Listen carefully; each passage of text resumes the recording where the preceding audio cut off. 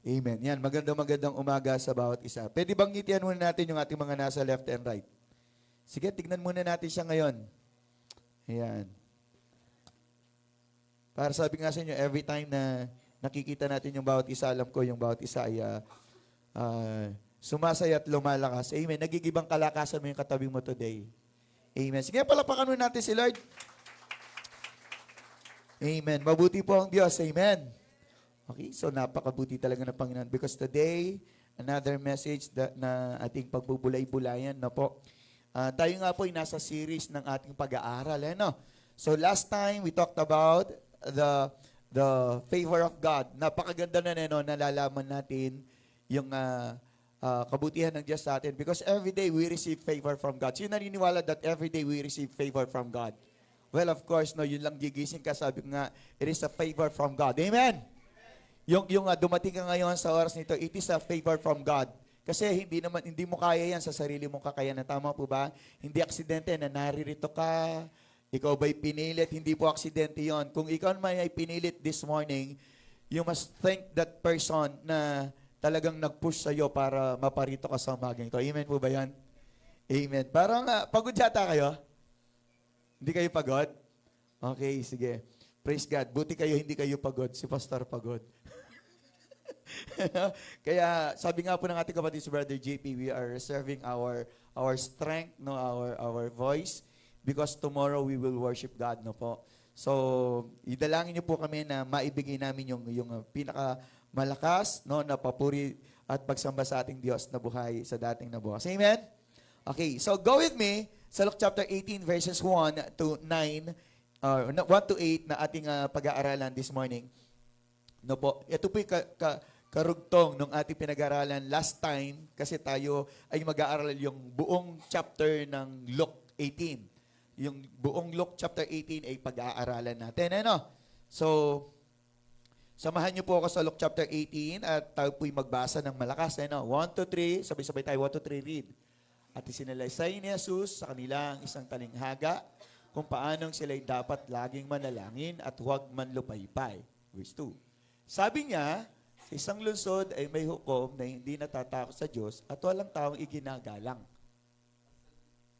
At sa lungsod na iyon ay may isang babaeng balo na laging pumupunta sa kanya na nagsasabi, bigyan mo ako ng katarungan laban sa aking kaaway. May ilang panahon na siya'y tumatanggi, subalit pagkatapos ay sinabi sa kanyang sarili, bagaman ako'y hindi natatakot sa Diyos at hindi gumagalang sa tao, subalit dahil ginagambala ako ng balong ito, bibigyan ko siya ng katarungan. Kung hindi, magsasawa ako sa kanyang patuloy na pagpunta rito. Verse 6. At sinabi ng Panginoon, pakinggan ninyo ang sinabi ng masamang hukom.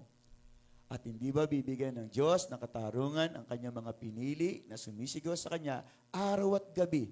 Kaya bang matiti sila? Sinasabi ko sa inyo, mabilis niyang bibigyan sila ng katarungan. Gayunman, pagparito ng anak ng tao, makakatagpo kaya siya ng pananampalataya sa lupa. Tayo po yumukot manalangin. Pinupuri ka namin, O Diyos, dinadakil at niluluwalhati sa araw na ito, Panginoon. Dalangin namin na Ikaw, O Diyos, ang siyang magpahayag ng iyong salita sa umagang ito, Panginoon. At dalangin namin, O Diyos, na ang bawat puso sa oras na ito ay iyo po, Panginoon, bungkalin, Panginoon, upang nang sa ganoon, the moment, Lord God, na marinig ng bawat isa, O Diyos, ang iyong mensahe sa umagang ito po'y madaling tutubo. At tulungan mo rin kami, Panginoon, for all those messages, for all the words na aming marinig sa umagang ito, Panginoon, ay tulungan mo kami na ito'y aming ingatan, Panginoon Diyos. Dalangin namin, nakatagpuin mo kami sa umagang ito, Panginoon. Ikaw lamang maluwalhati, madakila, hindi ang iyong lingkod, Panginoon. Gawin mo lamang tungtungan ng iyong lingkod sa oras nito upang ikay maparangalan, Panginoong Diyos, sa aming kalagitnaan. Pinagkakatiwala po namin sa iyong lahat. Sa pangalan ni Jesus, ito po ang aming panalangin. Ang lahat ay magsabi ng Amen, Amen, and Amen. Sige, yung pinakamataas na palakpak, o papuri, pinakamalakas na palakpak sa Diyos. Amen. So last time, ang pinag-usapan natin is when God's favor, yung favor ni Lord na favor of God's what? Ano yung pinag-usapan natin last time? Favor of God's forgiveness. Parang wala kayo dito ng last Sunday, Favor of God's forgiveness. So today, another win another favor of God na kailangan nating mawin, no? Or maranasan is yung favor of God's justice. Okay? In our adversary or adversaries. Sa ating mga usapin sa buhay, sa ating mga kaaway, no po? Sino may kaaway dito? Di ba wala na? Wala ka ng kaaway, tama po ba? Wala ka ng kaaway. Sigurado kayo? Last time we talked about God's favor, yung about forgiveness. So, dapat ngayon wala na. Tama po ba? Tama ba yan, church? Parang tinatamad yata kayo today. Gusto niyo yata kumanta ulit tayo? Gusto niyo pa bang uling kumanta? Sige nga, tayo tayo. Ano ba yung dapat natin? Sige, tayo tayo. Gusto niyo talaga, eh, no? Actually, pinipigilan ko yung sarili ko kumanta nga kasi nga, tomorrow we will worship the Lord. Okay? Andiyan ka ba? Ano yung dapat gawin sa umagang ito? Ano yung gagawin natin today? Isa lang ang dapat kong gawin sa oras na ito. Ano daw yan? Kundi ang magsaya sa piling mo. Ganun ba yung gagawin natin? Sabi, magsaya sa piling mo, parang wala yung sayaw mo. Wala na ako. Kami yung napagod for 1 week eh. At saka yung tuhod ni Pastor, medyo nanginginig-ginig na. Kundi ang magalak sa presensya mo. Ayan na ba yung pagiging magalak mo? I wonder how. Kung ganyang tsura, nagagalak ka na, what more kung may pinagdaraanan ka? Ayan o, galak na galak ko. Eh kung may problema ka pa, hello? Isa lang ang dapat kong gawin sa oras na ito. Kundi ang magsaya sa piling mo. Come on! Wala na akong inais pa sa buhay kong ito, kundi ang magalak sa presensya. Grabe, galak na galak talaga kayo. Galak na galak kayo. Come on, church! Gising tayo! Sige, palakpakan mo natin si Lord. Huwag niyo sayangin yung pagpunta niyo rito. Walang bayad ang tumawa. Huwag mong ikulong yung sarili mo sa kalungkutan. Hello! Ikaw yung nahihirapan, ikaw yung pumapangit. Gusto mo ba pumangit? Gusto mo pumangit? Gusto mong gumanda? Amen. Maging masaya tayo. Pwede po ba yun? Pwede ba yun? Pwede ba yun? Papalakas ko lang tong aking microphone. Yan. Kanina pa ako sumesenyas eh. Papalakas ko yung aking microphone. Nasaan ba yan? Okay. Hello. Yan. Narinig niyo na ako kasi parang di niyo ako narinig kanina. Okay na? Isa lang ang dapat kong gawin sa ano yun? Come on! Kundi ang magsaya sa piling mo. Hallelujah! Wala na akong ninais pa sa buhay kong ito, kundi ang magalak sa presensya mo. Come on!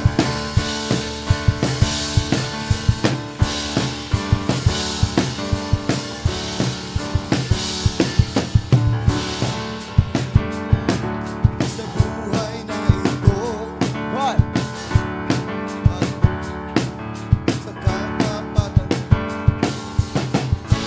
Kabisado, ano? ang puso mo'y Sumisigaw. Come on! Magalak ka! Come on! magsaya ka.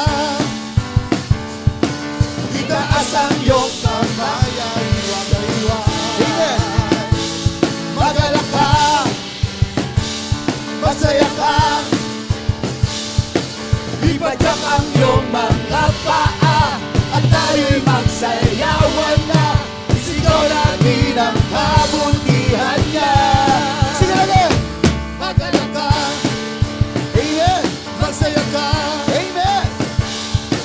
Itaas ang iyong kamay at iwagay-wag.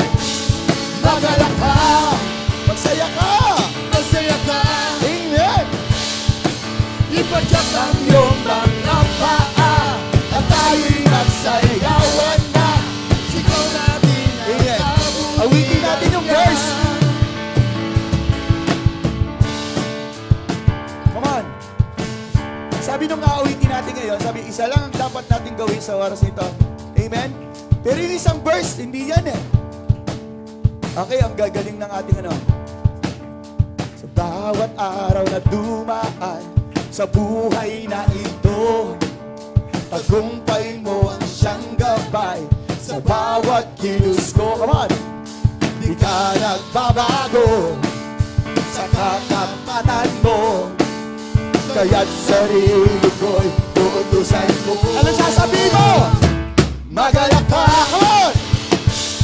Magsaya ka. Hallelujah! Itaas ang iyong kamay at iwagay-iwag. Magalak ka! Come on! Magsaya ka! Hallelujah! Ipadyak ang iyong mga paa at tayo'y magsayawan na. Isigaw natin ang kabutihan niya. Magalak ka! Magalak ka. Hallelujah! Magsaya ka! Itaas ang iyong kamay at iwagay-iwag. Magalak ka! Magsaya ka! Ipadyak ang iyong mga paa at tayo'y magsayawan na. Sigaw natin ang kabutihan niya. O Diyos, purihin ka! Amen. Sige, bukas na lang natin i-reserve. Yan, sabi ko na nga ba, napaos na ako. Napaos na tuloy ako. Grabe. Okay ka na ba niyan? Ang hirap nyo naman pasayahin. Okay. So, isang bagay pag-uusapan natin today is yung word na persistent. Sabi mo nga persistent. Yan. Kasi usually we focus on the word consistent. Tama po ba? Pero may mas maganda pala na gamitin. While we are being consistent to what we do, dapat nandoon yung pagiging persistent. Tama po ba yan? Yan. Amen. Napagod kasi ako sa yung birthday. 1 week yung birthday, so napagod tayo. Ano? So, pag-usapan natin pagiging persistent. Isang bagay lang ang kailangan natin according to Luke chapter 8 na kailangan ng isang tao to win God's favor of justice against our adversary. Okay? So, yung pagiging persistent. Yung consistent, ano ibig sabihin ng consistent sa Tagalog? Pare-pareho. Tama ba yan? Consistent. Pare-pareho lang. Ganun lang siya. Pero yung persistent, tuloy-tuloy. Sabi mo nga sa katabi mo, tuloy-tuloy. Ayan. Yung marami dito kasi putol-putol eh. Tama? Marami dito putol-putol. Gusto lang nila pare-pareho lang. Kailangan tuloy-tuloy tayo. Ano? Huwag putol-putol. Sabi mo sa katabi mo, huwag putol-putol. Kahit kayo naman siguro, ayaw nyo yung putol-putol. Ano? Ayaw nyo ba yan? Gusto nyo ba yung putol-putol? Okay, no? Amen. So, again, napakabilis lang natin today because meron tayong dedication after this one. Ano? So, you talk about being persistent o yung pagiging persistent. Saan tayo ba dapat maging persistent? Because napakaraming bagay sa ating buhay na kailangan talaga tuloy-tuloy tayo. One of which is paghinga. Kailangan dire-diretso paghinga mo. Tama po ba? Persistent ka bang huminga o pareho lang yung paghinga mo? Consistent ka bang huminga or persistent? Hello? Tingnan mo katabi mo kung humihinga pa yan. Humihinga pa siya. O, saan siya huminga? Sa ilong, sa bibig, no? Okay. So, tatlong bagay ang ating pag-uusapan this morning based sa Luke chapter 18. At may mga bagay dito na nais nating malaman o kailangan nating malaman no, today, pagiging persistent no, sa ating buhay bilang mga Kristiyano. Ano po?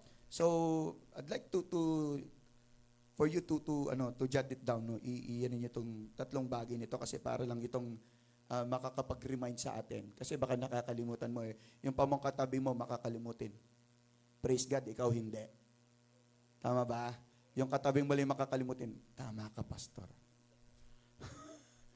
At least hindi ikaw, yung katabi mo yung makakalimutin. Okay po ba yan? Okay. So, tingnan natin dito sa Luke chapter 18, balik lamang po tayo para wag tayong maguluhan. Ito yung isang kwento na kung saan ay may isang babaeng balo na lumapit sa isang judge para kanyang maranasan yung kasagutan o yung napakagandang hatol against sa kung ano yung usapin niya sa kanyang buhay. So, many of us, no, tayo lagi natin gusto may katugunan lagi sa mga bagay na hinihiling natin at ang mga bagay na hinihiling natin dapat yung mga angkop or pabor sa atin. Tama po ba? Yung bang mga bagay na nagaganap o nais mong maganap sa buhay mo, yung angkop sa'yo? Tama po ba? Yun naman talaga eh. That's why we pray to God, we draw near to Him, we do things na talagang mawiwin yung favor ni Lord para lang maganap yung talagang naisin natin na mangyari sa ating buhay. But there are times na, bakit ganun, pastor? No? Bakit hindi nagaganap yung mga bagay na naisin ko? O mga bagay na gusto kong matanggap sa Diyos? Bakit hindi? Kasi nga, sometimes, nandun sa atin yung kaisipan na we are being consistent or we are consistent, no? When it comes to what we do. Pero hindi siya persistent. Ang hinahanap ng Panginoon ay pagiging persistent. So, itong babae na ito, itong balo, siya yung nagpakita to, naipakita niya, naipadama niya yung pagiging persistent niya sa Diyos. Nakadyo po ba? Hello? We need to understand that. Tandaan natin yan, habang pinag-aaralan natin ito. So look, makikita natin, at isinalaysay ni Jesus sa kanila ang isang talinghaga kung paano sila dapat laging manalangin at huwag manlupaypay. So, bahagi ng pagiging persistent dito is yung number one is yung prayer. Are you there? So sabi niya, be persistent in prayer. That's number one. Okay? Gaano ka kadalas manalangin? What kind of prayer do you do? O you do? Paano ka ba manalangin? No, alam naman natin that there is a pattern when it comes to prayer. Sa Matthew chapter 6, meron tayong way paano tayo dapat manalangin. Nakanyo po ba? Bagaman narito yung way para tayo manalangin, pero tandaan natin, ito po isa lamang pattern na ating gagamitin. Okay? So, didepende pa rin yan on how we pray. Nakuha po ba? Kung paano natin gagawin, no? Isa sa pamuhay, no, yung pong panalangin. So, makikita natin sa Luke chapter 18, na sinasabi rito ng ating Panginoong Jesus, na kung saan, dapat tayo po'y nagiging persistent when it comes to our prayer. Yan. Sometimes kasi, dito talaga bumibigay yung tao sa panalangin. No, madalas sinasabi niya, nanalangin ako, alam naman na ni Lord eh. Na-overuse natin yung verse sa Bible na hindi ko pa man binubuksan ng aking mga labi, alam na ni Lord. Yes, of course, alam na niya. That's true. That's true. No? Pero ang gusto ng Panginoon is sabihin pa rin natin sa Kanya. Ulit-ulitin pa rin natin sa Kanya. Dapat nagpapatuloy tayo sa ating pananalangin. Tayo po kasi talagang kapag ka nanalangin ka na ng minsan, then that's it. Marami sa atin hindi sila persistent manalangin. Tingnan niyo po ang sinasabi ng Luke 18:1, sabi niya, dapat laging manalangin at huwag man lupaypay. Ibig sabihin, huwag manghina, huwag mawalan ng pag-asa. Because our prayer ay naririnig ng Panginoon yan. Sabi mo, naririnig ng Diyos ang aking panalangin. Do you believe on that? Amen. Sigurado ka ba talaga pinapakinggan ni Lord ang panalangin mo? Amen. Napakabuti ni Lord. Ito rin yung sinasabi niya sa 1 Thessalonians chapter 5:17. Sabi niya, pray continually. Ito yung isang minemorize natin way back. Siguro mga around 2 months ago. Minemorize na mga afternoon. Pinememorize ko sa kalito. Nahirapan nga eh. 1 Thessalonians chapter 5 verse 17 says, ano sinasabi niya? Pray continually or manalangin ng walang patid. Sabi ganun. So, tingnan niyo po yung commandment sa atin ha.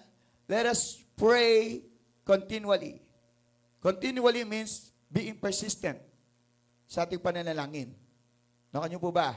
So, how's your prayer life? Yan ang pinakatanong. Consistent ka namang nanalangin. Ibig sabihin, pare-pareho lang na may lagi mo pinapanalangin eh. Lord, ingatan mo yung family ko. Lord, bigyan mo akong ito. Pahingi noon, pahingi. Puro ganun lang naman, di ba? Pero sometimes, there are times na parang hindi mo ako naririnig, Lord. So, sometimes sa mga prayer mo, ay hindi mo na naisasama yung prayer na yon, sabihin na natin, kasi nga, o hindi ka na nakakapag-pray kasi hindi persistent yung pananalangin mo. Kasi para bang napapagod ka na sa kakahingi sa ating Panginoon o sa kakadalangin sa Kanya. Siguro ganun no? Kaya nga, there are times natatagalan kung ano may hinihingi mo sa Diyos. Because you are not being persistent in your prayer. Okay? Ephesians 6:18, ang sabi rin niya is, keep on praying. Yun ang sinasabi ng Ephesians 6:18. Keep on praying. So, 1 Thessalonians 5:17, Ephesians 6:18, keep on praying. Romans chapter 12, verse 12, punta tayo. Romans 12:12. Huwag niyo pong tatayaan to, ha? Okay ba yan? Huwag niyo tatayaan to. Magalak kayo sa pag-asa, maging matiisin sa kapighatian, matiyaga sa pananalangin.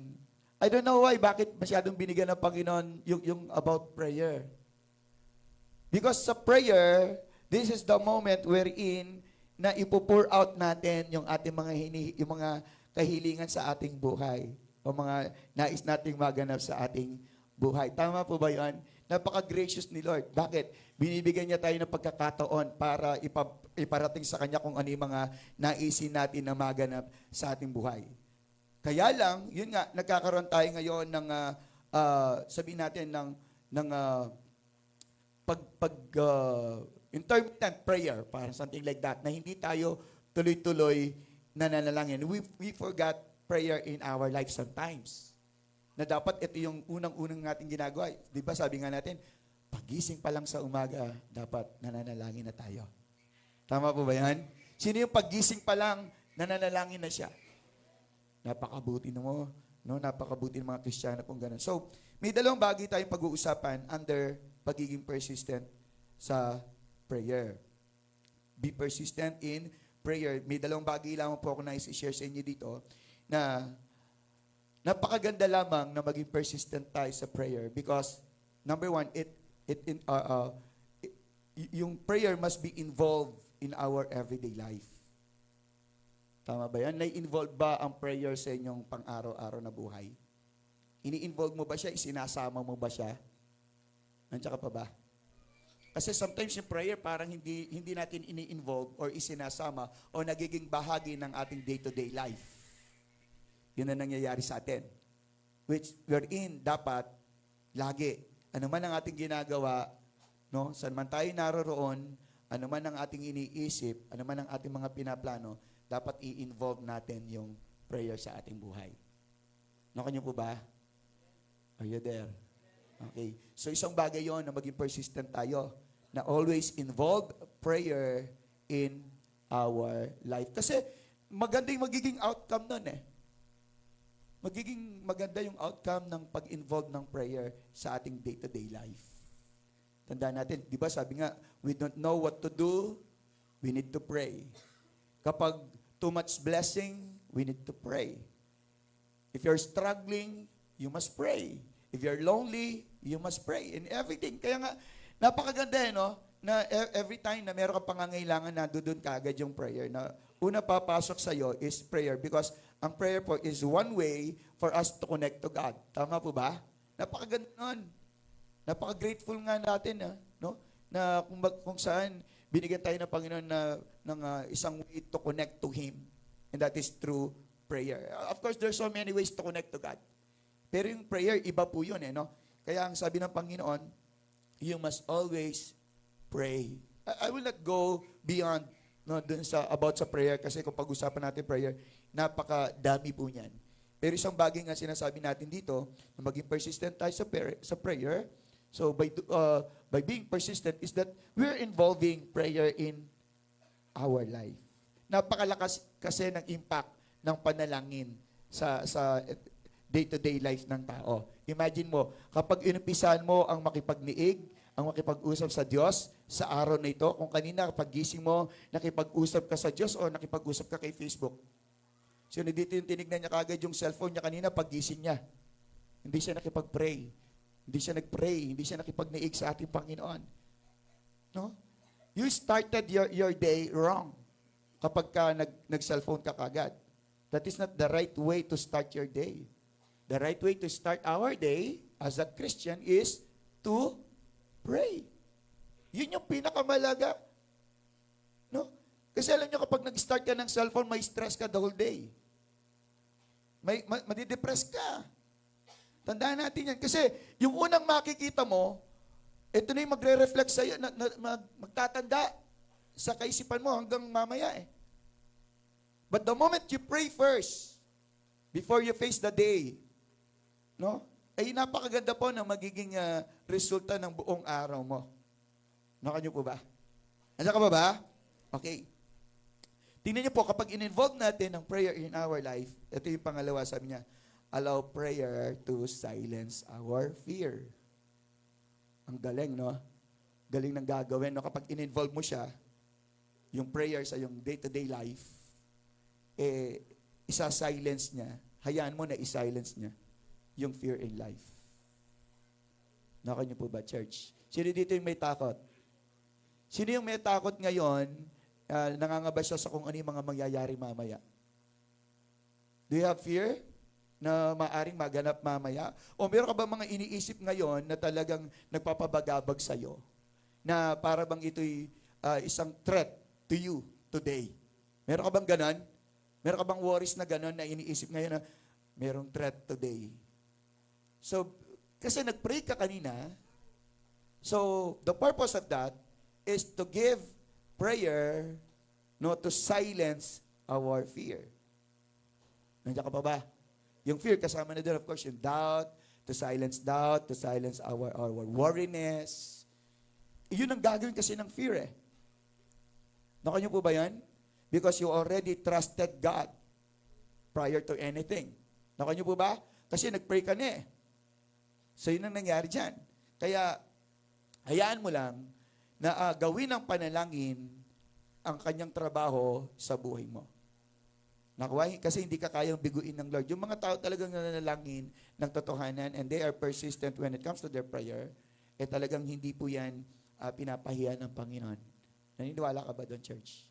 Yan. Alam niyo, hindi ako makapagtodo kasi pause na pause talaga ako. No? Pagod na pagod. Tingnan natin Philippians chapter 4, verses 6 to 7.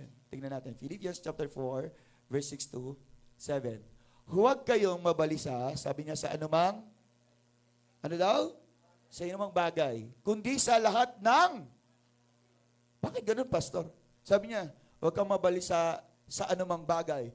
Kundi sa lahat ng mga bagay. Parang pareho lang no? Tama ba? Ibig sabihin, huwag mo lang piliin huwag lang pili. Ako niyo po ba? Hindi lang pili yung mga bagay na aalalahanin mo.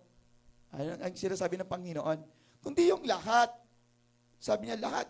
Huwag ka lang magbibigay ng favoritism, something like that. Ngayon, sa pamamagitan ng panalangin at pagsamo na may pagpapasalamat, ay ipaalam ninyo ang inyong mga kahilingan sa Diyos. Do you think hindi alam ng Diyos?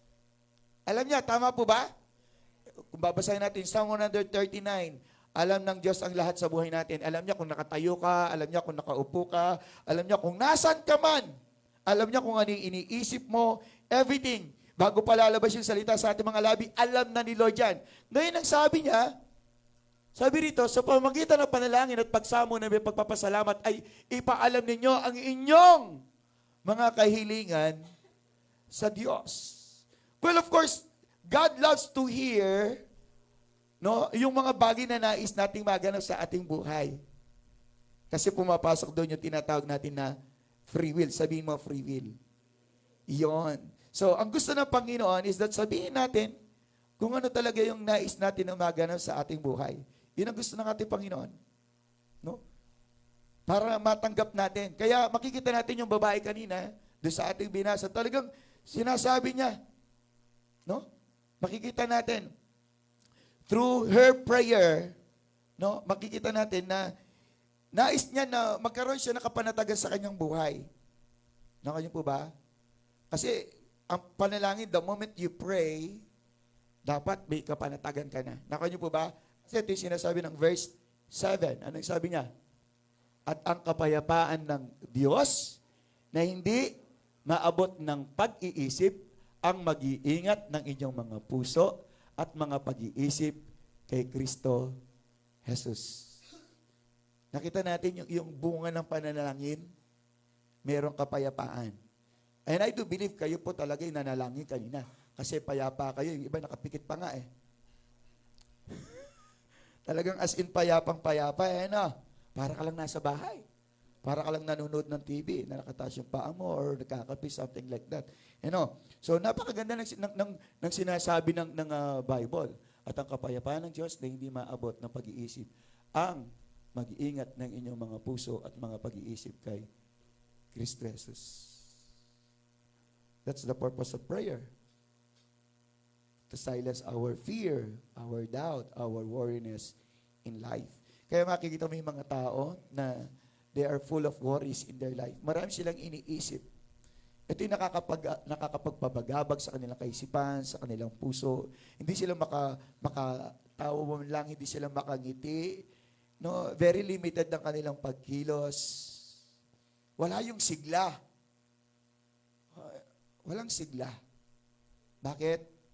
Kasi they do not allow prayer to silence their fear, what their feelings na talagang hindi pabor sa kanila.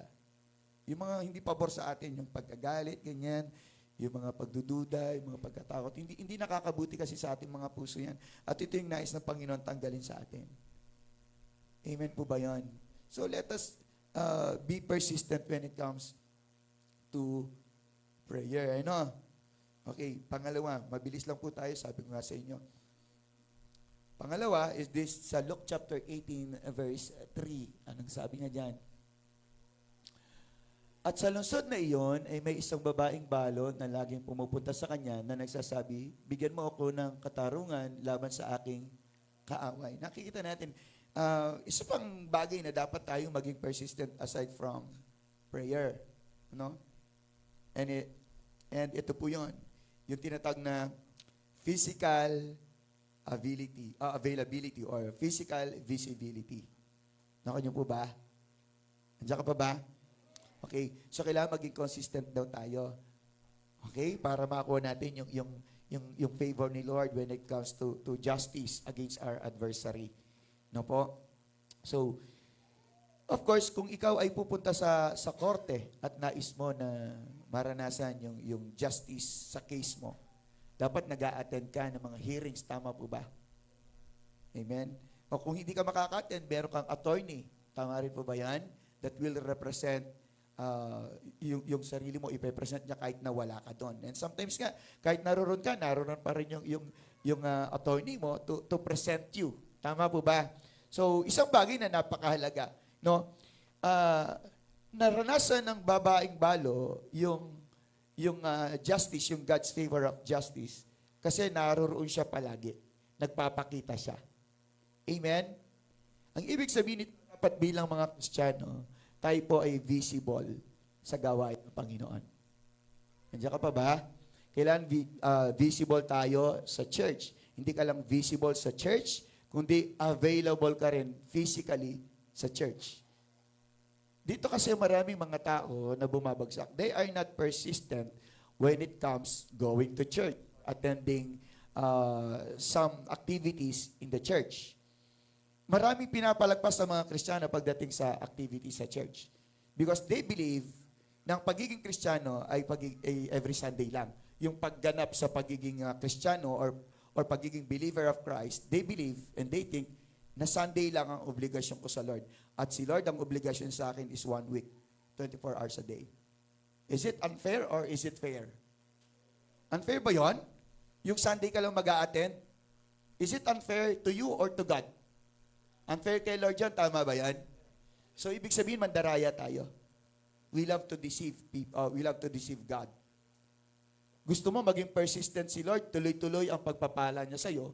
Pero ikaw o tayo, gusto natin, putol-putol ang ating pagdala sa gawain ng Panginoon. At magtatanong ka, bakit ganun, Lord? Ba't wala kami blessing? Bakit ganun, Lord? Ba't hindi ko pa nakukuha yung aking talagang pinapanalangin, yung wants ko and needs ko? Bakit hindi ko nararanasan yun? It is because you are not available and visible physically. Napakahirap kasing hiramin ng time ng tao. Nakanyo po ba? Parang, bakit hindi natin maibigay yung ating time pagdating sa Lord? Pero pagdating sa ibang bagay, you can sacrifice Sunday. Dahil may lakad ka, you can sacrifice Sunday. Dahil nagkahiyaan, in-invite ka, o maintindihan ni Lord yung Sunday. No? I don't know why, bakit hanggang ngayon, marami pa rin mga Kristiyano ganun. Tapos magtataka nga, again, bakit hindi ko nakukuha yung nararapat o yung kagustuhan ko na patugunan o kasagutan sa aking mga panalangin o sa mga usapin sa aking buhay. Maybe, hindi ka nagiging persistent sa pagdalo sa gawain ng Panginoon or sa mga activity na pagdating kay Lord, it is easy for us to say no to God. Ba't ganun no? Hindi ka ba nagtataka doon? Bakit pagka kay Lord, ang dali mo mag-say na no? Pero bakit sa tao, nahihiya ka tuloy, nahihiya ka, lalo na kung may naitulong siya sa'yo. Hiyang-hiya tayo. Pero ang Diyos na nagbigay ng ating buhay, nagbigay ng kalakasan, gumising sa'yo sa araw nito, hindi ka nahihiya sa Kanya, hindi tayo nahihiya sa Kanya. Lord, sa'yo buhay to. Ikaw yung nagbigay sa akin ng hininga. Ikaw yung gumising sa akin today, and then gagamitin ko sa ibang kaganapan o ibang gawain. Hello? Nandiyan ka pa ba? Putol-putol kasi yung ating pagdalo sa Panginoon, yung paghahandog natin ng ating time sa ating Lord, yung ating presensya sa Lord. And I do believe many of us here, we need the presence of somebody in our life. Kung may asawa ka, gusto mo ba yung asawa mo every Sunday lang umuuwi o yearly lang? Gusto mo ba yon? Kahit na pinapadala naman niya yung mga pangangailangan mo, pero siya wala. Okay ba sa inyo yan? Sa mga babae rito, okay lang bang hindi uwi ang asawa niyo? No, amen? Gusto niyo tuloy-tuloy silang uwi, tama? Hello? Parang yung iba ayaw, okay lang, pastor. Sino dito yung babaeng ayaw niya umuwi yung asawa niya, okay lang, kahit weekly lang siya uwi? Meron ba ganun dito? Wala. Girlfriend, boyfriend pa nga lang, gusto niya, nakikita niyo, nandyan lagi Tama ba yun, church? Okay. So, makikita natin na yung babae, she is present physically. She is available and visible in the courtroom. Nandun siya sa courtroom. Kaharap niya mismo yung hukom, yung judge. Naroroon siya. No? Kumbaga, merong interaction. Sabi mga interaction. Yun. Sabi nga ng kapatid natin, yesterday, ang sabi niya, ang hirap pala sa online. Hello? Sino dito yung mahilig? Hindi muna ako mag-church, mag-online muna ako. Sabi ng isang kapatid natin last Sunday, merong isang church, tinanggal nila yung online nila. Bakit? Kasi yung mga members daw nila, nag-online na lang. And then, di na raw sila nag-attend physically sa church. Imagine that. Alam niyo po ba na ngayon po ay maaari tayong maunahan ng China, ng mga Chinese, na para maging sila yung #1 Christian country in the world? You will not believe because sila yung #1 na communist country. Tama po ba? Pero tignan natin yung nangyayaring revival sa kanila today. I don't know kung alam niyo yung balita na yon. Mga underground church pa yun, Underground churches. And yet, nagkakaroon ng revival sa kanila. Kung kailan nga siguro nagkakaroon ng pagpipigil, yung hindi tayo malaya, tsaka nandoon siguro yung ating desire na maging present doon sa gawain. Tingnan natin. Siguro nga talagang napakasarap ng bawal, no? Psychologically, masarap yung bawal. Yung ba parang, bakit kaya? Nagkakaroon ka ngayon ng curiosity. Bakit kaya? Alam naman natin yan, mas maganda yung merong excitement. Tama po ba? May thrill. Are you there? Di ba? Masarap yung may thrill, Amen? Parang hindi natin, ano ba yung meron doon? Yung adrenaline meron sa isang tao. Na para bang kapag yung ipinagbabawal, na-overcome niya yon, parang there is something in him na parang required, something like that. No? Na talagang meron siyang na-overcome. Yan, napagtagumpayan sa kanyang buhay. So siguro ganun yung kung mangyayari sa atin yan, okay lang ba sa inyo yun? Na bawalan yung mga Christians na nagpupunta sa church? Is it okay for you? Di ba hindi? Tama? So, alam niyo, habang malaya tayo, because there will be time in our life as a Christian na sisikilin tayo, hihigpitan na yan. There will be time na nagkakaroon na ng controlling sa buhay ng isang Kristiyano. No? At wag naman sanang maganap yon. O kaya naman dumating yung time na hindi ka na makatayo at gusto mong pumunta sa church at gusto mo inaakay ka patungo sa church. Gusto mo ba yun? Binibitbit ko, naka-wheelchair ka, papunta ka sa church. Ayaw mo yun? Gusto mo yun? So habang malakas ka, habang may time, habang naririto pa ang church, habang naroon pa yung kalayaan natin na magtungo sa gawain ng Panginoon, no? Hanggat kaya mo maglingkod sa Diyos, maglingkod ka na. I-avail mo naman yung sarili mo sa Diyos. Sabi mo sa katabi mo, i-avail mo ang sarili mo sa Diyos. Let us please God in our life by attending church, attending churches, attending worship services. Para at least alam ng Panginoon na talagang dapat ibibigay ko sa tao talaga na to yung naisin niya, yung gusto niya. Kasi lagi ko siyang nakikita sa school or sa school, sa church Tingnan niyo po yung mga nasa school. I don't know kung ito po yung patakaran ngayon. Ano yun? Na kapag ang isang estudyante, basta pumapasok lang, pumapasa, tama po ba? Correct me if I'm wrong. Tama ba yan? Basta't pumapasok lang yan. Dahil lagi siyang nandoon sa school, present, pag chinek, tinatawag yung pangalan. No? JP Ondayon, present. Di ba? Naroon. Sabihin natin kahit hindi siya ganun katalino, let's say. Kasi yung presensya mo ay nagsasalita o nagpapayag yung pagiging interesado mo. Nakuha po ba? Andiyan ka ba? Yun. So nakita natin yung babae, ganun yung pinakita niya. Interesado ko na makamit yung pinakahihiling ko, hinihingi ko, o yung layunin ko. Kaya ako lagi naririto. Amen? Tingnan niyo po let us try this one. I-perfect natin yung attendance natin next year. Pwede bang isama niyo yun sa New Year's resolution nyo na hindi ako mag-a-absent next year? Kaya ba yon? Kasi sa trabaho, ayaw mo mag-absent Kahit nga nilalagnat ka, halos ayaw mo mag-absent. Tama ba yan? Amen. Kahit bumabagyo, basta't may lakad ng barkada, tatakas ka kahit ayaw ng nanay mo. Tama? Okay. Sana ganun din yung gawin natin, na talagang nandun din yung desire natin na talagang hindi ako mag-a-absent next year. Tingnan nyo, kapag hindi ka nag-absent next year, lagi kang narito for, ilan ba yung Sundays? 42? 52 Sundays. Huwag ka mag-a-absent. Alam nyo kami nga, may hapon pa kami Umaga nag-a-attend kami, hapon mag-a-attend kami. Imagine that. Napakarami ng ng Sundays namin na dinadaluhan. No po? Tingnan nyo po ito I want to challenge you. Kapag nagkaroon ka ng perfect attendance next year, okay? Next year. Okay, try mo lang sa loob na lang ng 1 month. Mas kaya yun 1 month, kaya? Hello, kaya? Challenge to. 1 month. Kaya ba yun? Ilang bang Sundays yung January? 4 or 5? So kaya ba na maging available ka at visible ka sa January dito? Parang yung iba hindi nila kaya.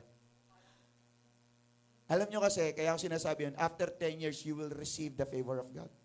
Grabe na, Pastor, 10 years pa lang. After 10 years ko mararanasan? Amen naman no? Gusto niyo ba after 10 years din yung maranasan? Hindi, di ba? Okay lang? After 10 years? No, amen. So, of course, ngayon yun. Ito yung sinasabi ng Hebrews 10:25. Ang sabi niya, tingnan natin Hebrews 10:25. Tingnan natin. Come on. Yun, galing, Na huwag nating, ano daw? Ano sabi niya, huwag nating? Tama ba yun? Pabayaan. Huwag nating pabayaan. It means that let us value. Sabi mo, let us value Ibig sabihin niya, pahalagaan. Huwag nating pabayaan. Hindi niya sinabing, huwag mo. Hindi sinabing kay pastor lang. O hindi niya sinabing, huwag pabayaan ng iilan. O huwag pabayaan ng mga leader. Sabi niya, huwag nating, kasama tayo doon, huwag nating pabayaan ang ating, atin to. Sabi mo, atin to. O baka sabihin mo kasi, bago lang ako dito, hindi pa ako sama dito. O kung bago ka lang dito, kung ano man ang blessing na meron dito, hindi ka bahagi. Do you want that? Ayun yun, tama? O, so ang sabi rito, huwag nating pabayaan ang ating pagtitipon. This is ours. Gaya ng ugali ng yun. Yung ugali ng iba, ibig sabihin yung ginagawa nila, yung nakakasanayan nila nag-a-attend sa church.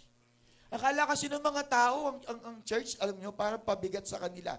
Parang sinisira ng church yung time nila. Yung worship, parang it is a waste of time. Nagkakamali ka. You are not wasting your time ngayon. Alam niyo po ba yan?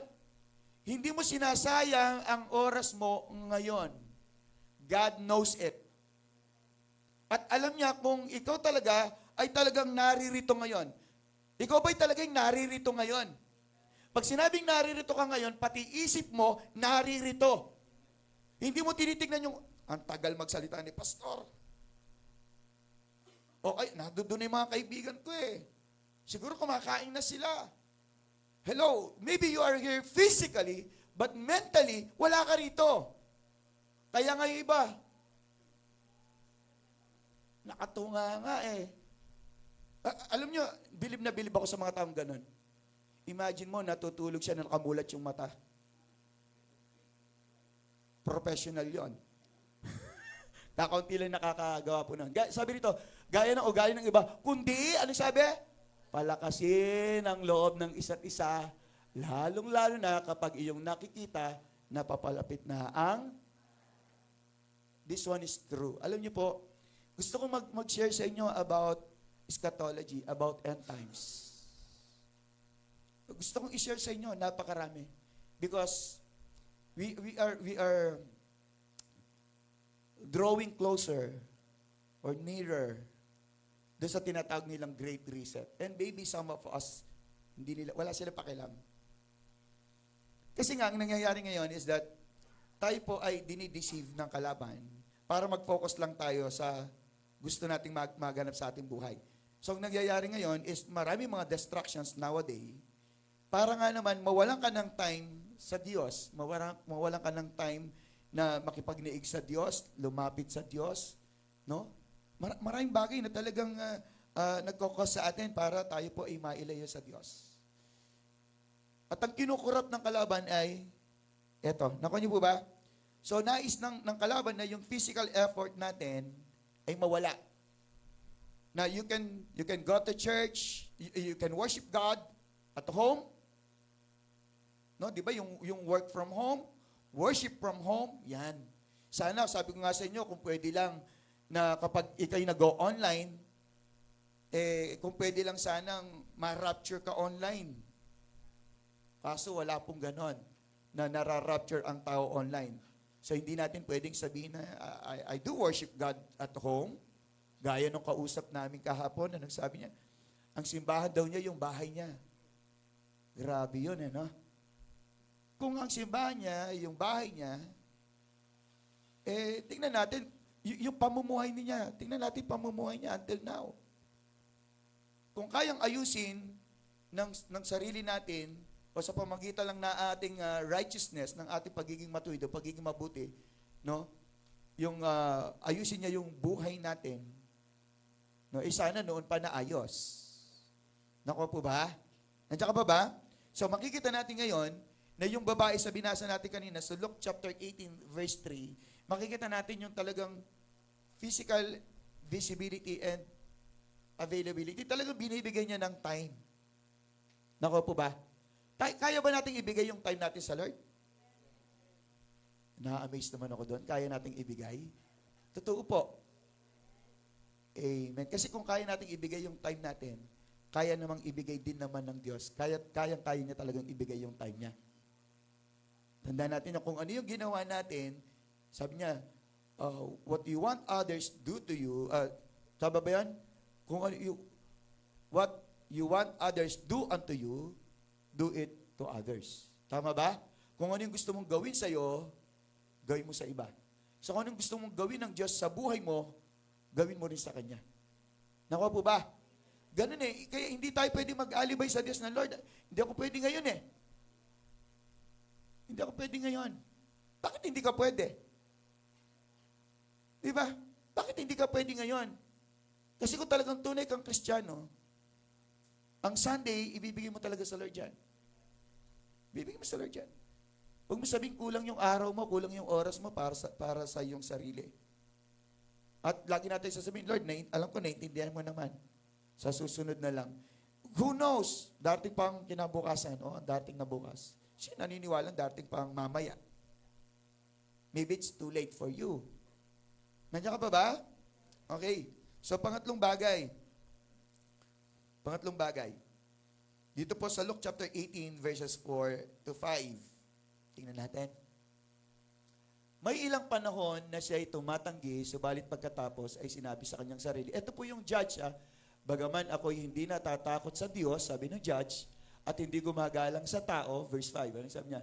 Subalit, dahil ginagambala ako ng balong ito, bibigyan ko siya ng katarungan, kung hindi ay magsasawa ako sa kanyang patuloy na pagpunta rito. So, isang bagay dapat natin makita doon, pagiging persistent. Una, kanina pinag-usapan natin sa 18:1 is yung be persistent in prayer. Pangalawa, be persistent physically, yung physical availability or visibility. Nakuha niyo po ba?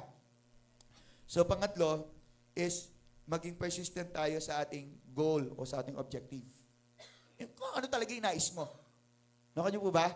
Kailangan stick ka lang doon sa kung anong nais mo. Okay? Nakita natin yung babae na to, hindi nagbabago yung kanyang hinihiling yung kanyang nais. Anong nais niya? Magkaroon ng katugunan doon sa kanyang inihain na kaso sa husgado. Kasi sa judge siya pumupunta, tama po ba? Hindi naman yung pupunta ka sa judge, ang gusto mo, pansit. Naano niyo ba yung isang istorya doon? Order in the court. Pansit po ako. Order in the court daw pinapatahimik, ibig sabihin. Isinasaayos. Kasi nagkakagulo, parang sabong, order in the court. May nagtaas, pansit po ako. Asama mo na rin ng Diyos. Okay? Palabok daw. Okay. So, hindi nagbabago ang kanyang kahilingan. Tayo po kasi, madalas nagbabago yung ating hinihiling. Tama? Nasa iyo na nga, tapos nagbago ka pa ng hiling Tingnan niyo po yung mga mag-asawa. Noong una, pinagpe-pray niya, sana Lord, eto na. Nung sila na yung mag-asawa, binabalik mo na. Lord, bakit kasi ito pa samantalang, di ba hiningi mo yan? Hello? Hiningi mo ba yung asawa mo ngayon? Huwag niyo kong gayahin. Hindi ko pinag-pray ko yon. Okay. Nakabawi, no? So, may mga bagay ba kayong pinagsisisihan sa buhay niyo? Dahil hindi kayo naging consistent? Kasi nung may boyfriend ka na, may asawa ka na, sana'y tanang kalupa na. Sana'y siya na lang. Bakit ikaw pa kasi? Diba? So, nagbabago ka ng goal and objective in life. Nandoon ka, nag-aaral ka, ako, nag-aaral ka sa school, sa college, and then suddenly, nag-iba ka ng kurso. So, papalit-palit ka ng kurso. May mga ganun bang mga tao dito, yung papalit-palit ng kurso? Okay, nag-order ka sa restaurant, iba yung in-order ng asawa mo, gaya po namin. Iba yung orderin ko, iba yung orderin ng asawa ko, tapos kukuha siya, mas masarap yung sa'yo, balik tayo. Diba, siguro ganun talaga yung mga tao laging nagbabago ng isip. Na, pagka-order ka sa Shopee, ang ganda. Kasi alam mo, merong model. Ang sexy niya. Nung in-order mo, hindi nagkasya sa'yo. Siyempre, tignan mo muna kasi naman. No? Ano ba yung objective mo? Maipakita kang sexy o mag-fit lang sa'yo? Tingnan natin. Nandiyan ka pa ba, church? So ano bang sabi ng Proverbs 16.3? Ito, alam natin lahat to. Tingnan natin Proverbs 16.3. Italaga mo sa Panginoon ang iyong mga gawa at magiging matatag ang iyong mga panukala. Kailangan, Lord, this is what I want. This is what I'm praying for. Ito na yan, Lord. Nakanya po ba? Kasi ang Panginoon, pag nalaman niya sa puso mo na ito talagang desire mo, ito talaga yung gusto mo, ipagkakalob talaga ni Lord yan. Kaya hindi mo siya pwedeng sisihin. Kaya yung asawa mo ngayon, pinag-pray mo yan, tama? Parang nawala. Siguro nung nakita niyo yan, parang yung asawa ko lang, nung makita niya ako na in love siya, kagad. Oh. Pero sabi niya, kiti-kiti to kanya. Likot ng tao na to, sabi niya, magalaw daw ako noon. Pero nagustuhan niya ako. Tulak ng bibig, kabig ng dibdib. No? Ngayon, kanina nagbibihis pa lang ako. Kasi may magde-dedicate ako mamaya. Kapogi mo talaga. Sabi ko, gumano lang ako konti, simple lang. Okay? So, antindi kasi na sinasabi ni Lord. Tingnan niyo po, ayoko kasi pagurin sarili ko dahil bukas merong ano. So, sabi, italaga mo sa Panginoon. Kailangan iparamdam mo sa Kanya, Lord, this is what I want. This is my goal. This is my objective. Dapat ganun tayo. Nakanyo po ba? Kasi kapag dumating yan, ibinigay sa iyo ni Lord yan, hindi katulad yan ng mga delivery na pwede mong ibalik sa Lord. Kaya wala kang rason para sisihin mo ang Diyos sa kung ano man ang mga bagay na natatanggap mo sa iyong buhay. Tama po ba yan? Ganyan ang Panginoon. Kaya nga, kung ano may hiningi mo at kung nagkamali ka man, pagtiyagan mo na yan. Pagtiisan mo yan. Okay? Sabi mo sa katabi mo, lalo kung yung asawa mo, magtiis ka. Sa'yo mo na lang ituro. Ako ang napangasawa mo. Konti lang na may pagtitiisan mo. Mabubuhay lang naman ng 100 years old yan. What is 100 years? Mabilis lang yan. Hindi naman siya life imprisonment eh. Nakanyo po ba? Hello? Alam nyo, ang gagawin nyo lang mga lalaki, tuturuan ko kayo. Basta't lagi kayo magpa-seminar kayo sa akin. Sabi nga siya, pag yung meron akong nakausap, sa gym, nagpapalakas siya. Sabi niya, para saan daw yan? Bakit ganyan? Para saan ba yan? Sabi ganyan, para pag pumunta ng yung mall, yung asawa ko kanya, hahilahin ko lang siya kanya. Pagpapalapit siya sa isang store, hila. Kaya pala, nagpapalakas siya ng bicep. No, nakuha ko po yung ano na yan, yung style na yan. Sabi, gagawin ko niyan yan.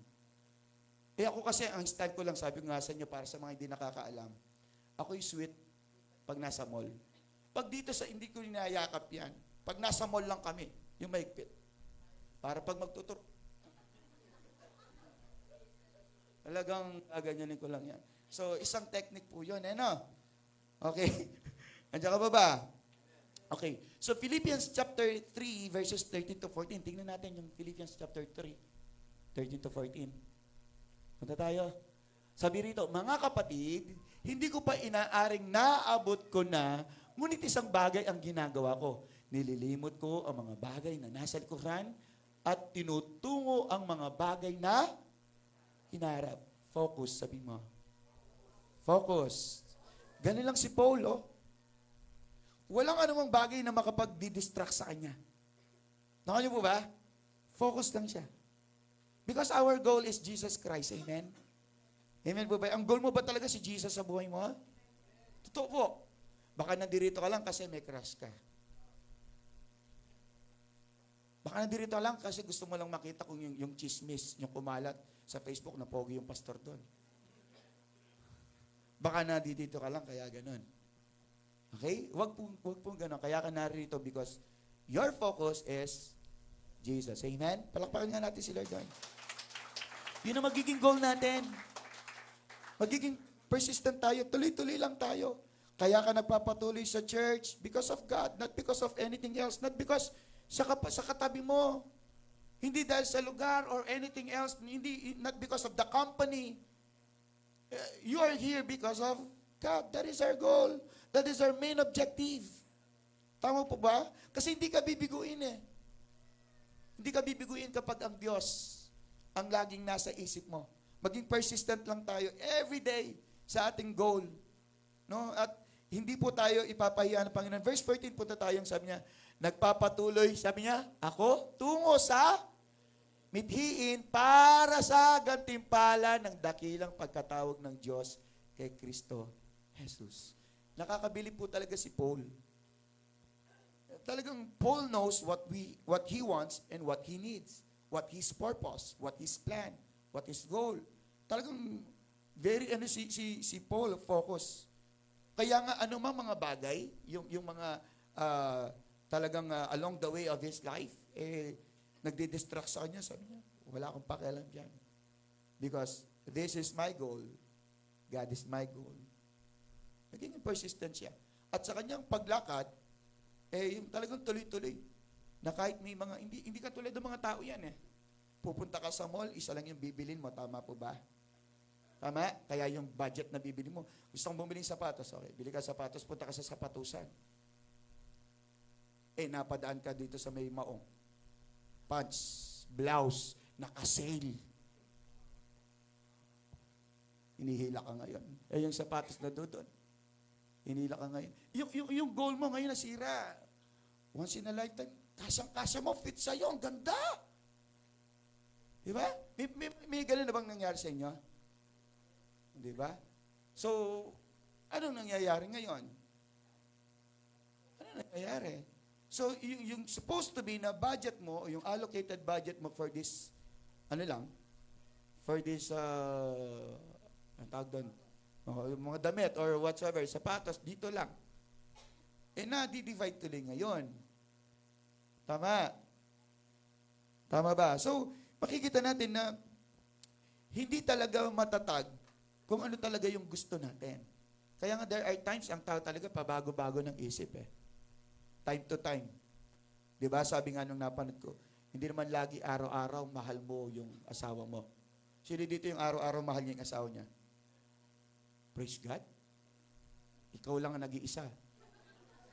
Mapalad yung ano nito. Mapalad. Kung ako lang babae, pipikutin ko na to. Hindi, totoo. Kasi, totoo, in reality, hindi mo naman araw-araw mahal yung tao eh. Tama? There are times, nabubuisit ka nga dyan eh. Hindi, pastor. Nabubuisit ako, pero mahal ko pa rin siya. Tama naman yung kanya. Okay na. Hindi, pero totoo lang, no, sometimes nawawala talaga yung pagmamahal mo rin sa kanya eh. Lalo na kung siya po ay nangaliwa, hindi kumanan. Sumakabilang bahay. Diba? So, nandoon pa ba rin yung love mo? Hindi na. Wala na doon talaga yung love. Nandiyan pa ba? Nandiyan ka pa? So, makikita natin. Kaya nga, itong si Paul, grabe si Paul eh. Siya yung maging talagang halimbawa natin. No? Very persistent si Paul sa kung ano man yung nais niya tahakin, kung ano man yung nais niyang marating sa kanyang buhay. Dapat ganun tayo, kaya nga may goal eh. Tama? Kaya nga may goal, yung mga basketball player, o yung mga naglalaro ng basketball, may goal. Para alam nila kung saan nila isushoot. Tama? Na kahit naglalabo-labo sila because they have their own goal, so their goal is to make a point. To shoot the ball. Something like that. So makikita natin na ganun yung nangyari sa babae. Yun yung meron siya sa Luke chapter 18, no, verses 45. Talagang pinagdidikdikan niya, this is what I want. Kailangan makuha ko yan. And praise God, hindi siya po binigo ng judge. Binigay niya kasi sabi niya, gagambalain ako ng tao na to. So kahit walang takot sa Diyos, ang judge na to, sabi niya, ibinigay ko na yung kagustuhan niya. Napakabuti ng Panginoon na kung yung judge nga, napakasama niya. No, ibinibigay niya pa rin yung nararapat na paghahatol. Tayo pa kaya na mahal na Panginoon. Amen po ba? Alam nyo, isang bagay lang talaga ang dapat nating maunawaan. Kapag tayo po tayo nagkakaroon ng papatuloy sa ating pakikipag-ugnayan sa Diyos, hindi po pwedeng hindi niya pagkaloob sa iyo ang lahat ng mga bagay na kinakailangan mo. Hindi yung mga wants mo, but what you need. Okay? Tandaan natin yon. Wants is different from needs. Iba yung pangangailangan sa gusto. Nakan niyo po ba?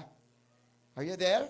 Kaya nga kapag may naliligo sa iyo, gusto magpakasal, will you marry me? Tanungin mo siya, gusto mo ba ako o kailangan mo lang ako? Sakit nun no? Kaya mo ako gusto dahil kailangan mo ako. Claudine Barreto. O mahal mo kaya gusto mo ko. O kailangan mo ko. Nakanyo po ba? Nandiyan ka ba ba? So, tandaan natin, no, kailangan po, maipakita natin sa Diyos yan. Maipadama natin sa Diyos yan. Yung pagiging persistent natin. Okay ba yan? Pwede bang na tayo, magtuloy-tuloy na tayo sa ating pakikipagrelasyon sa Panginoon? Sabihin sa tabi mo, huwag ka nang lalayo. Pwede ba nating awitin ngayon yan? Kay Pastor Joey? Di na lalayo. Amen? Pwede ba nating awitin yan? Sige nga, tayo po tayo.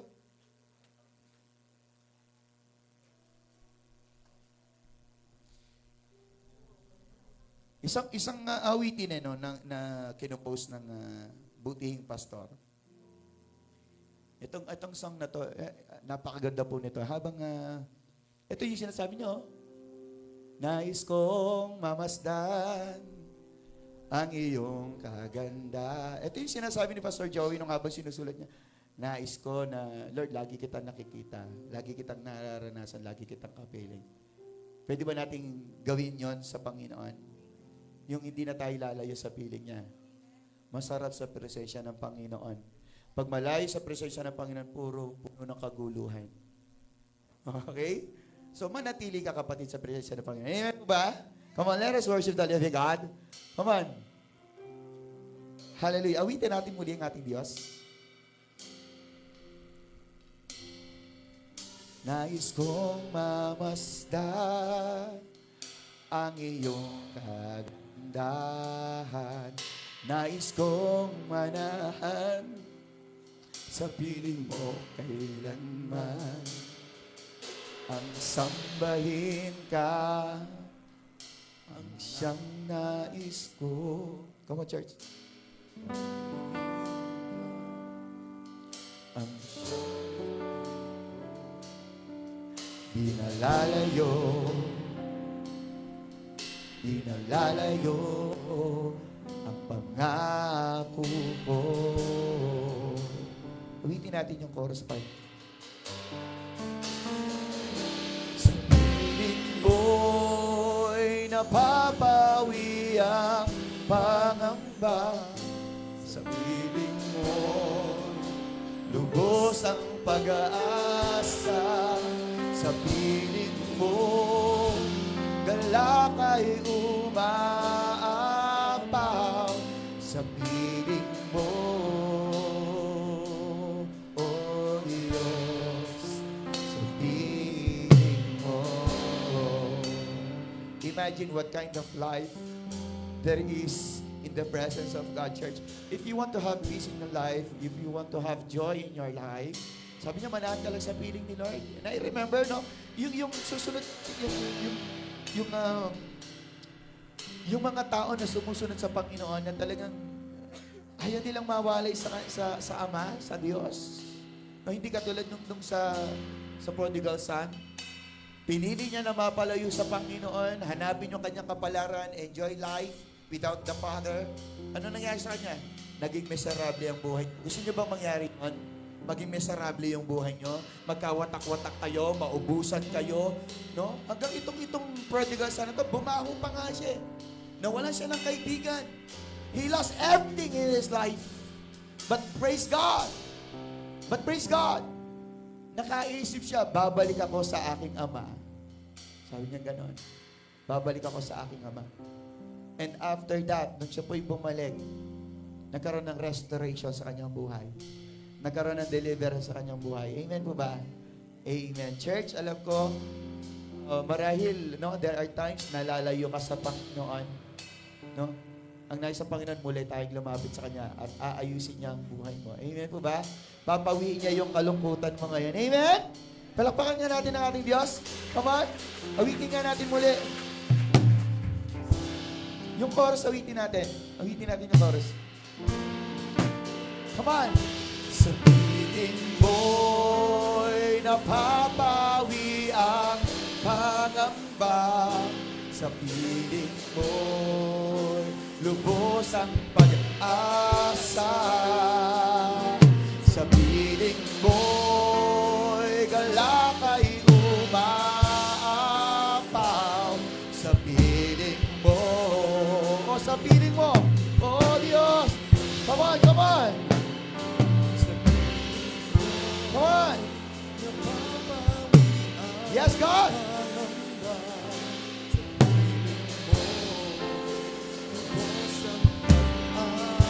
Hallelujah. Sa piling mo, galak ay umaapaw. Sa piling mo. Awitin natin yung kahit kailan hindi ka nagkulang. No? Sa piling mo. Kahit kailan, come on. Kahit kailan, di ka nagkulang. Come on. Biyaya mo sa yes, God. Kaya walang dahilan para hindi tayo magpatuloy sa Diyos eh. Come on. Yes, God. Inibig mo ako. Sing it again. Kahit kailan, kahit kailan, come on, biyaya mo sa akin. Let the people of God praise the name of Jesus. Sa akin walang hanggan. Come on. Ibibig mo ako noon. Kahit kailan, di ka nagdulang. Biyaya mo sa akin laging laan. Ang pag-ibig mo sa akin walang hanggan. Ibig mo ako noon, Panginoon. Come on, Panginoon, sing! Panginoon, dakila katapat sa dalangin ko. Ako'y ibig mo kahit ako ay ganito. Walang katapusan at pagmamahal mo. Walang tingin. Come on, church! Let us shout a praise! Ang Panginoon dakila katapat sa dalangin ko. Ako'y ibig mo kahit ako ay ganito. Walang katapusan ang pagmamahal mo. Walang pinipili. For the last time, kahit kailan, di ka nagkulang. Yes, God. Ang pag-ibig mo sa akin walang hanggan. Ibig mo ako noon.